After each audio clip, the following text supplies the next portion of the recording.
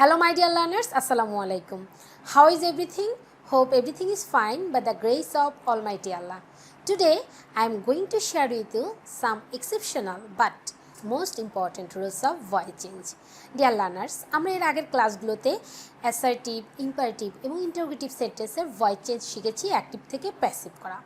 আজকে আমরা কিছু এক্সেপশনাল বাট পরীক্ষায় সবসময় দেখা যায় এই ধরনের ভয়েস চেঞ্জ দেখব অ্যাক্টিভ থেকে প্যাসিভ। এর জন্য আমাদেরকে কিছু ডিফারেন্ট টাইপের রুলস শিখতে হবে। ডিয়ার লার্নার্স, চলো তাহলে আমরা সেগুলো দেখি এবং এর মধ্য দিয়ে আমাদের ভয়েস চেঞ্জের সকল সমস্যার সমাধান করা শিখি। ডিয়ার লার্নার্স, তোমরা যদি আজকের ক্লাসটি মনোযোগ দিয়ে দেখো, আশা করি তোমাদের ভয়েস চেঞ্জের উপরে আর কোনো সমস্যা থাকবে না ইনশাল্লাহ। আমরা এর পরবর্তী ক্লাসে যদিও প্যাসিভ থেকে অ্যাক্টিভ করা শিখব, আজকের ক্লাসে আমরা এক্সেপশনাল রুলসের উপরে অ্যাক্টিভ থেকে প্যাসিভ করা শিখব। সো ডিয়ার লার্নার্স, কথা না বাড়িয়ে চলো আমরা রুলসে চলে যাই।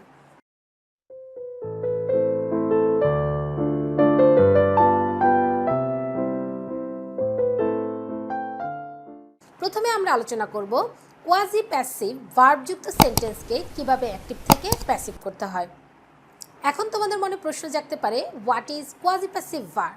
কোয়াজি প্যাসিভ ভার্বগুলো হচ্ছে সেগুলোই যেগুলো দেখতে অ্যাক্টিভের মতো কিন্তু অর্থ করলে প্যাসিভের মতো মনে হয় এবং এই ধরনের সেন্টেন্সের শেষে একটি অ্যাডজেক্টিভ থাকে। ডিয়ার লার্নার্স, আমরা একটি এক্সাম্পলের মাধ্যমে আর একটু ক্লিয়ার হই। দেখো এখানে আমি লিখছি হানি টেস্ট সুইট। ওকে, মধুর স্বাদ মিষ্টি। দেখো বাক্যটি দেখতে কিন্তু অ্যাক্টিভের মতো, বাট অর্থটা যখন আমরা করছি এটাকে দেখতে প্যাসিভের মতো মনে হচ্ছে এবং এই সেন্টেন্সটির শেষে একটি অ্যাডজেক্টিভ রয়েছে। এই ভার্বটাই হচ্ছে কোয়াজি প্যাসিভ ভার্ব। এখন এই অ্যাক্টিভ বাক্যটিকে আমরা কিভাবে প্যাসিভ করব সেটাই হচ্ছে আমাদের দেখার বিষয়। এই ধরনের অ্যাক্টিভ বাক্যকে প্যাসিভ করার জন্য আমাদেরকে প্রথমেই যেই সাবজেক্টটি অ্যাক্টিভ সেন্টেন্সে রয়েছে সেটাকেই প্যাসিভে নিয়ে আসতে হয়, এটাই হচ্ছে এখানকার নিয়ম। ওকে, তারপরে আমাদেরকে একটি ইজ ভার্ব আনতে হয় এবং আমাদের যে অ্যাডজেক্টিভটি রয়েছে সেই অ্যাডজেক্টিভটি নিয়ে আসতে হয়। তারপরে আমাদেরকে লিখতে হয় ওয়েন ইট ইজ। ওকে, এরপর আমাদের যে ভার্বটি রয়েছে সেই ভার্বের পাস্ট পার্টিসিপল ফর্ম লিখতে হয়। ডিয়ার লার্নার্স, আশা করি তোমরা বুঝতে পেরেছো। আমি আরেকবার বলছি। দেখো হানি টেস্ট সুইট, মধুর স্বাদ মিষ্টি। বাক্যটি দেখিয়ে আমরা বুঝতে পারছি এটা অ্যাক্টিভের মতো দেখতে, বাট অর্থটা প্যাসিভের মতো এবং এর শেষে একটি অ্যাডজেক্টিভ রয়েছে। এটা চেনার একটি উপায়, লাস্টে একটি অ্যাডজেক্টিভ থাকবে। ওকে, যখনই আমরা নির্ণয় করে ফেললাম এটা কোয়াজি প্যাসিভ যুক্ত ভার্ব, তখন আমরা প্রথমে কি করব, আমাদের অ্যাক্টিভ সেন্টেন্সের যে সাবজেক্টটি সেটাকেই প্যাসিভ সেন্টেন্সে লিখে দেব এবং একটি ইজ ভার্ব লিখব, লিখে আমাদের অ্যাডজেক্টিভটা বসিয়ে দেব। তারপরে ওয়েন ইট ইজ, এই পুরো অংশটা আমরা নিয়ে আসবো। ওয়েন ইট ইজ এটা সবসময় আনতে হয় কোয়াজি প্যাসিভ যুক্ত ভার্বযুক্ত সেন্টেন্সকে অ্যাক্টিভ থেকে প্যাসিভ করতে হলে। তারপরে আমাদের যেই ভার্বটি রয়েছে মূল ভার্বটি সেটা পাস্ট পার্টিসিপল ফর্ম বসাতে হয়। আমরা আরও একটি এক্সাম্পল দেখি কোয়াজি প্যাসিভ ভার্বযুক্ত। The pen writes well. দেখো কলমটি ভালো লেখে, দেখেই বুঝলাম এটা একটা কোয়াজি প্যাসিভ ভার্বযুক্ত সেন্টেন্স। ওকে, তাহলে এখন আমরা কি করব, আমরা তো নিয়মটি শিখেছি, আমাদের যে সাবজেক্ট অ্যাক্টিভে থাকবে সেটাকে আমরা প্যাসিভে নিয়ে আসব। এরপর কি আমাদের কি আনতে হবে, একটি ইজ ভার্ব আনতে হবে। তারপরে যে অ্যাডজেক্টিভটি রয়েছে সেই অ্যাডজেক্টিভটি আনতে হবে। ওকে, নিয়ে আসলাম। এরপরে আমাদেরকে লিখতে হবে ওয়েন ইট ইজ। ওকে, লিখলাম ওয়েন ইট ইজ। এরপর আমাদের যে ভার্বটি রয়েছে এই ভার্বটির পাস্ট পার্টিসিপল ফর্ম বসিয়ে দিতে হবে। আমি বসিয়ে দিলাম পাস্ট পার্টিসিপল ফর্ম। ওকে, হয়ে গেল আমাদের quasi passive ভার্বযুক্ত active sentence passive. এইভাবে আমরা কোয়াজি প্যাসিভ ভার্বযুক্ত অ্যাক্টিভ সেন্টেন্সকে প্যাসিভ করে ফেলবো। এই ধরনের সেন্টেন্স কিন্তু আমাদের পরীক্ষায় অনেক সময়ই দেখা যায়। আমরা যদি এই রুলসটা মনে রাখি তাহলে আমরা এই ধরনের প্রশ্ন আনসার করে ফুল মার্কস এখান থেকে অর্জন করতে পারবো। ডিয়ার লার্নার্স, এখন আমরা দেখব যদি কোনো সেন্টেন্সের মধ্যে have to, has to, had to, is to, are to, going to, ought to, use to থাকে, তাহলে এই ধরনের সেন্টেন্সকে কীভাবে আমরা অ্যাক্টিভ থেকে প্যাসিভ করব চলো দেখি। আমি লিখলাম I have to do the work. I have to do the work. এই যে দেখো এখানে হ্যাভ টু রয়েছে, তাহলে আমাদেরকে কী করতে হবে, নিয়ম অনুযায়ী আগে অবজেক্টটি নিয়ে আসতে হবে, তাই আমি নিয়ে আসলাম অবজেক্ট দ্য ওয়ার্ক। ওকে, তারপরে আমাদের যেই ভার্বটি রয়েছে হ্যাভ টু হ্যাজ টু, সেটা লিখে বি লিখতে হবে। এরপর আমাদের যে ভার্বটি রয়েছে মূল ভার্ব, সেটির পাস্ট পার্টিসিপল। এরপরে বাই দিয়ে, বাই প্রিপোজিশন দিয়ে সাবজেক্টের অবজেক্টিভ ফর্ম। আশা করি তোমরা এটি বুঝতে পেরেছো। আমি আরেকবার বলছি, কোনো সেন্টেন্সের মধ্যে যদি have to, has to, had to, is to, are to, were to, was to, ought to, use to থাকে, তাহলে আমাদেরকে এই নিয়মটি ফলো করতে হবে। ফলো করব কিভাবে? প্রথমে অবজেক্ট নিয়ে আসবো, এরপরে ওই ভার্বটি লিখে তারপরে একটি বি যোগ করব। এরপরে আমাদের যে মূল ভার্বটি রয়েছে তার পাস্ট পার্টিসিপল এবং বাই প্রিপোজিশন বসিয়ে সাবজেক্টের অবজেক্টিভ ফর্ম। এটা অনেকটা আমাদের মডালস যে ভার্বগুলো রয়েছে সেই মডাল অক্সিলারি ভার্ব থাকলে যে নিয়মটা ফলো করতে হয় সেই রকম। এই have to, has to, had two অনেকটা মডালসের মতোই কাজ করে থাকে। আশা করি তোমরা এটা বুঝতে পেরেছো। এখন আমরা আরও একটি এক্সাম্পলে চলে যাব। সেটা হচ্ছে অনেক সেন্টেন্সের মধ্যেই কিছু স্পেসিফিক ওয়ার্ড থাকে, যেই ওয়ার্ডগুলো যখন অ্যাক্টিভে থাকে তখন তারপরে কোনো টু থাকে না, এখানে টুটা উজ্জ্ব থাকে। বাট যখন ওই সেন্টেন্সগুলো অ্যাক্টিভ থেকে আমরা প্যাসিভ করি তখন ওই নির্দিষ্ট ভার্বগুলোর পরে আমাদেরকে টু ব্যবহার করতে হয়। চলো আমরা তাহলে সেই ভার্বগুলো দেখে নিই। ডিয়ার লার্নার্স, দেখো এখানে আমি ওয়ার্ডগুলো লিখেছি। ওয়ার্ডগুলো হচ্ছে need, bid, dare, make, hear, let, see, know, behold, watch. এই ধরনের ওয়ার্ড যদি কোনো সেন্টেন্সের মধ্যে থাকে তাহলে সেই সেন্টেন্সকে কীভাবে আমরা অ্যাক্টিভ থেকে প্যাসিভ করব। দেখো এখানে the albatross made the wind blow. দেখো এই সেন্টেন্সটির ভিতরে মেড ওয়ার্ডটি ব্যবহার করা হয়েছে, কিন্তু এরপরে কোনো টু নেই। বাট আমরা এই মেডযুক্ত সেন্টেন্সটিকে যখন প্যাসিভ করব তখন আমাদেরকে টু ব্যবহার করতে হবে। চলো তাহলে আমরা কিভাবে টু ব্যবহার করি সেটি দেখি। তো আমাদের নিয়ম কি? প্রথমে অবজেক্ট নিয়ে আসতে হবে। আমাদের অবজেক্ট হচ্ছে দ্য উইন্ড।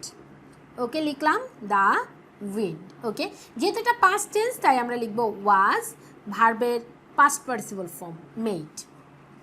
এরপর আমাদেরকে কি লিখতে হবে? টু।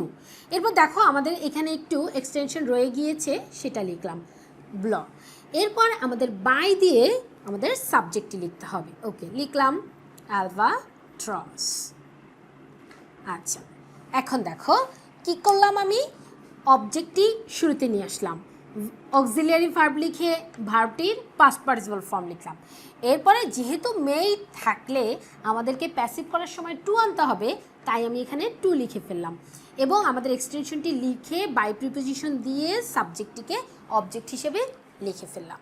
আশা করি তোমরা বুঝতে পেরেছো। তোমরা এই ওয়ার্ডসগুলো মুখস্থ করে ফেলবে, খাতায় তুলে রাখতে পারো নোট আকারে, যে এই ওয়ার্ডগুলো যদি কোনো সেন্টেন্সে থাকে অ্যাক্টিভের সময় যদিও টু থাকে না, কিন্তু প্যাসিভের পরে আমাদেরকে অবশ্যই এই ভার্বের পরে টু বসাতে হবে। যদি না বসাই তাহলে আমাদের অ্যাক্টিভ টু প্যাসিভ সেন্টেন্সটি ভুল হয়ে যাবে।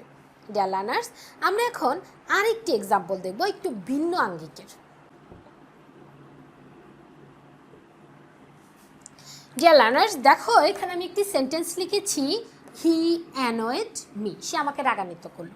ওকে, এখন এই সেন্টেন্সটিকে আমরা অ্যাক্টিভ থেকে প্যাসিভ করব। কি করব? মির সাবজেক্টিভ ফর্ম আই লিখব। যেহেতু এটি একটি পাস্ট টেন্স আমরা ওয়াজ অক্সিলিয়ারি ভার্ব নিয়ে আসলাম এবং ভার্বটির পাস্ট পার্টিসিপল ফর্ম লিখলাম। ওকে, লিখে ফেললাম অ্যানয়েড। এরপরে আমাদের কি কি আনতে হবে? প্রিপোজিশন আনতে হবে। সাধারণত আমরা বাই প্রিপোজিশন আনি, দেখো এখানে আমরা বাই প্রিপোজিশন এনেছি, বাট এখানে আমাদেরকে বসাতে হবে উইথ প্রিপোজিশন। কি বসাতে হবে?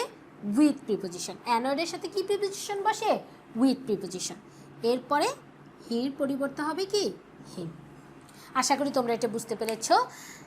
আমরা সাধারণত অ্যাক্টিভ থেকে প্যাসিভ করার সময় ম্যাক্সিমাম টাইম বাই প্রিপোজিশন ব্যবহার করি, বাট এছাড়াও আমাদেরকে অন্যান্য অনেক প্রিপোজিশন ব্যবহার করতে হয়, যেমন টু, উইথ, অ্যাট, এই ধরনের প্রিপোজিশন আমাদেরকে ব্যবহার করতে হয়। এখানে আমরা তাই করেছি। অ্যানয়েডের সাথে কিন্তু আমরা বাই প্রিপোজিশন ব্যবহার করিনি, কারণ অ্যানয়েডের সাথে সাধারণত উইথ প্রিপোজিশন বসে। এরকম আরেকটি ওয়ার্ড যেমন সেস্ট, দখল করা, এটার সাথেও কিন্তু উইথ প্রিপোজিশন বসে। আমরা আরও একটি দেখি, যেমন আই নো, এটা প্রায় দেখা যায়, আই নো হিম, এই সেন্টেন্সটি প্রায় দেখা যায়। তাহলে এটা কি হবে? হির পরিবর্তে হবে কি? হিমের পরিবর্তে হবে হিম। ওকে, আমি লিখলাম হি। হিমের পরিবর্তে লিখলাম হি। যেহেতু এটা প্রেজেন্ট টেন্স তাই আমার এখানে ইজ অক্সিলিয়ারি ভার্ব, নো ভার্বের past participle known, is known. এখন নোনের সাথে আমাদেরকে কী নিয়ে আসতে হবে? টু। এখানে কিন্তু বাই আনলে ভুল হয়ে যাবে, আইয়ের পরিবর্তে আমি কি লিখলাম? মি। ওকে, দেখো he is known to me. এখানেও একটু চেঞ্জ আছে, বাই প্রিপোজিশনের জায়গায় আমরা লিখলাম টু প্রিপোজিশন। সো তোমরা এইরকম যখন প্রিপোজিশনগুলো দেখবে, কিছু কিছু প্রিপোজিশন আছে যেগুলোর পরে বাই ব্যবহার না করে তার সাথে যে অ্যাপ্রোপ্রিয়েট প্রিপোজিশনটি রয়েছে সেটা ব্যবহার করতে হয়। পরীক্ষায় খাতায় যখন লিখবে তখন এটা খেয়াল রেখে আমাদেরকে সলভ করতে হবে। ডিয়ার লার্নার্স, আমরা তো এতক্ষণ সিম্পল সেন্টেন্সকে অ্যাক্টিভ থেকে প্যাসিভ করে দেখলাম। আমাদের তো এছাড়াও আরও দুটি সেন্টেন্স রয়েছে, কমপ্লেক্স এবং কম্পাউন্ড। আমরা একটি কমপ্লেক্স সেন্টেন্সকে এবং একটি কম্পাউন্ড সেন্টেন্সকে কীভাবে অ্যাক্টিভ থেকে প্যাসিভ করব, চলো তাহলে সেটা দেখি। ডিয়ার লার্নার্স, দেখো এখানে আমি একটি সেন্টেন্স লিখেছি, I know that he did the same. এটি একটি কমপ্লেক্স সেন্টেন্স। দ্যাট এখানে একটি কানেক্টরস দিয়ে দুটি সেন্টেন্স যুক্ত হয়েছে। এখন এই দুটো সেন্টেন্সকে আমরা অ্যাক্টিভ থেকে প্যাসিভ করব। তাহলে আমরা প্রথমে কি করব? এই সেন্টেন্সটিকে অ্যাক্টিভ থেকে প্যাসিভ করব। তাহলে I know that he did the some. I know, আমি জানি। কি জানি? ইট, ওই বিষয়টাকে জানি। তাহলে এখানে আমাদেরকে কি আনতে হবে? ইট একটি অবজেক্ট নিয়ে আসতে হবে, মনে মনে কল্পনা করে। ওকে, এরপরে যেহেতু এটা একটা প্রেজেন্ট টেন্স, আমরা ইজ নিয়ে আসলাম। নো ভার্বের পাস্ট পার্টিসিপল হয় কি? নোন। ওকে, লিখে নিয়ে আসলাম নোন। এখন আমরা তো জানি নোনের পরে কখনোই বাই লেখা যায় না, টু লিখতে হয়, তাই লিখলাম টু। এরপর আই এর সাবজেক্টিভ ফর্ম কি হয়ে গেল? মি। তারপর আমরা দ্যাট কানেক্টরসটি লিখে ফেললাম। যেহেতু আমাদের কানেক্টরস আছে, আমাদেরকে কানেক্টরস লিখতে হবে। ওকে, এখন আমরা এই সেন্টেন্সটিকে প্যাসিভ করব। সো প্যাসিভ করার জন্য আমাদেরকে কী করতে হবে? অবজেক্ট শুরুতে নিয়ে আসতে হবে। অবজেক্ট হচ্ছে দ্য সাম, আমি নিয়ে আসলাম দ্য সাম। যেহেতু এটি একটি পাস্ট টেন্স, আমাদেরকে কী নিয়ে আসতে হবে? ওয়াজ। ওকে, তারপরে ডিড ভার্বের পাস্ট পার্টিসিপল ফর্ম হচ্ছে ডান। এরপরে বাই, হির পরিবর্তে কি হয়ে যাবে? হিম। দেখো আমরা জেনারেল যে নিয়মগুলো করেছি সেটাই কিন্তু এখানে আমি অ্যাপ্লাই করেছি। কি করলাম? আমাদের নিয়ম অনুযায়ী এখানে যেহেতু অবজেক্টটি নাই, আমরা অবজেক্টটি চিন্তা করে এখানে অবজেক্টটি বসিয়ে দিলাম। অক্সিলিয়ারি ভার্ব আনলাম, ভার্বের পাস্ট পার্টিসিপল, এরপরে প্রিপোজিশন, তারপরে সাবজেক্টের অবজেক্টিভ ফর্ম। যেহেতু এখানে কানেক্টরস আছে, সেই কানেক্টরসটি লিখে পরের সেন্টেন্সটিকে আবার প্যাসিভ করে দিলাম। সেখানে অবজেক্ট আনলাম, অক্সিলিয়ারি ভার্ব, ভার্বের পাস্ট পার্টিসিপল, প্রিপোজিশন, সাবজেক্টের অবজেক্টিভ ফর্ম। ওকে, এইখানে দেখো আরও একটি সেন্টেন্স আছে, হি টোল্ড মি দ্যাট, সে আমাকে বললো যে he had finished his project, সে তার প্রজেক্টটি শেষ করেছে। এখন আমাদের কি করতে হবে? প্রথমে এই সেন্টেন্সটিকে প্যাসিভ করতে হবে, তারপরে আমাদের এই সেন্টেন্সটিকে প্যাসিভ করতে হবে। সো চলো তাহলে আমরা এই প্রথম সেন্টেন্সটিকে প্যাসিভ করি। কি করব? মি হচ্ছে আমাদের অবজেক্ট, এটাকে সাবজেক্ট করে লিখে নিয়ে আসবে কি? আই। যেহেতু টোল্ড আছে, আমাদেরকে লিখতে হবে ওয়াজ। ভার্বের পাস্ট পার্টিসিপল টোল্ড লিখলাম। এখন দেখো আমি কি এখানে বাই দিয়ে হিম লিখব? না, লিখব না। কেন লিখব না? এইখানেও হি হচ্ছে সাবজেক্ট, এইখানেও হি হচ্ছে সাবজেক্ট। যদি দুটো সেন্টেন্সেই একই সাবজেক্ট থাকে তাহলে আমরা বাই দিয়ে পরপর দুবার সেই সাবজেক্টের অবজেক্টিভ ফর্ম লিখব না। শেষের যে সেন্টেন্সটি রয়েছে তারপরে বাই প্রিপোজিশন বা অন্য যে প্রিপোজিশন বসে সেই প্রিপোজিশন ইউজ করে ওই সাবজেক্টটিকে আমরা কি করব? অবজেক্ট করে লিখে দিব। চলো আমরা তাহলে সেটাই করি। তাহলে এখানে আমাদেরকে কি বসাতে হবে? দ্যাট কনজাংশন বসাতে হবে। এখন এই সেন্টেন্সটির দেখো অবজেক্ট কি? অবজেক্ট হচ্ছে হিজ প্রজেক্ট। ওকে, লিখলাম হিজ প্রজেক্ট। যেহেতু এটা একটি পাস্ট পারফেক্ট টেন্স, তাহলে আমাদেরকে কি করতে হবে? হ্যাড ফিনিশড বলেছি, পাস্ট পারফেক্ট। তাহলে আমরা জানি পাস্ট পারফেক্ট টেন্স থাকলে কি করতে হয়? পাস্ট পারফেক্ট টেন্স থাকলে এই হ্যাডের সাথে একটি বিন আনতে হয়। ওকে, নিয়ে আসবো হ্যাড বিন। এরপর আমরা ভার্ব লিখলাম, ভার্বটির পাস্ট পার্টিসিপল ফর্ম লিখলাম ফিনিশড। ওকে, এখন আমরা প্রিপোজিশন এনে কি করব? সাবজেক্টটিকে অবজেক্ট হিসেবে লিখে দিলাম, হিকে অবজেক্ট হিসেবে হিম লিখে দিলাম। আমি আরেকবার বলছি, যখন কমপ্লেক্স সেন্টেন্সে একই সাবজেক্ট উভয় সেন্টেন্সে থাকবে, মানে একই ব্যক্তিরই দুটোই সেন্টেন্স। সো আমরা কি করব, প্রথম সেন্টেন্সটি লিখে সেখানে প্রিপোজিশন দিয়ে অবজেক্ট না লিখে একেবারে দুটো সেন্টেন্সকে প্যাসিভ করে সবার শেষে প্রিপোজিশন লিখে ওই সাবজেক্টটিকে অবজেক্ট করে দিব। এখানে দেখো, আমি যদি লিখতাম I was told by him that his project had been finished by him, তাহলে কিন্তু আমাদের সেন্টেন্সটা শ্রুতি মাধুর্যতা হারাতো, আমাদের সেন্টেন্সটি দেখতে সুন্দর হতো না এবং আমাদের সেন্টেন্সটি আসলে অর্থটা অত সুন্দর করে প্রকাশ করতো না। তাই আমরা শেষে এনে প্রিপোজিশন ইউজ করে সাবজেক্টে অবজেক্ট লিখে দিলাম। আশা করি তোমরা বুঝতে পেরেছ। ওকে, এখন দেখো এইখানে একটি সেন্টেন্স লেখা আছে, দে সার্চড হিজ হাউস, তারা তার বাড়িটি সার্চ করলো অ্যান্ড এবং found a number of stolen gold, এবং অনেক চুরি যাওয়া স্বর্ণ খুঁজে পেল। এইখানে দেখো অ্যান্ড একটি কানেক্টরস বা কনজাংশন রয়েছে, অ্যান্ড দ্বারা দুটো সেন্টেন্স যুক্ত হয়েছে এবং এটি একটি কম্পাউন্ড সেন্টেন্স। এই কম্পাউন্ড সেন্টেন্সটিকে আমরা অ্যাক্টিভ থেকে প্যাসিভ করব কিভাবে, চলো দেখি। তার আগে আমরা একটু খেয়াল করি, এইখানে দেখো দে সার্চড হিজ হাউস, তারা তার বাড়িটি সার্চ করলো, and found a number of stolen গোল্ডস, এবং অনেক সংখ্যক চুরি যাওয়া স্বর্ণ পেল। এই যে পেলো, কারা পেলো? দে, তারাই পেলো। তোমরা এই কম্পাউন্ড সেন্টেন্সের এই স্ট্রাকচারটা তো জানো, যদি একই সাবজেক্ট দুটো সেন্টেন্সই হয় তাহলে আমরা পরের সেন্টেন্সে ওই সাবজেক্টটি লিখি না, ওটা অনুজ্জ থাকে। এখানেও তাই হয়েছে। চলো আমরা এটাকে সলভ করি। আমরা তাহলে কি করব, হিজ হাউস অবজেক্ট শুরুতে নিয়ে আসবো। ওকে, নিয়ে আসলাম হিজ হাউস। যেহেতু পাস্ট টেন্স, আমরা ওয়াজ অক্সিলারি এনে ভার্বটির পাস্ট পার্টিসিপল ফর্ম লিখে দিলাম, সার্চড। এখন আমরা কি করব, বাই দিয়ে কি দেম লিখবো? না, যেহেতু একই সাবজেক্ট দুটো জায়গায়, তাহলে আমরা একদম লাস্ট যে সেন্টেন্সটি রয়েছে সেই সেন্টেন্সের সাথে বাই প্রিপোজিশন লিখে সাবজেক্টটিকে অবজেক্ট করে দিব। ওকে, তাহলে এখন আমরা কি করব, অ্যান্ড কনজাংশন লিখলাম এবং এখানে দেখো অবজেক্ট হচ্ছে a number of stolen gold, তাই আমরা সেটাই লিখব, আ নাম্বার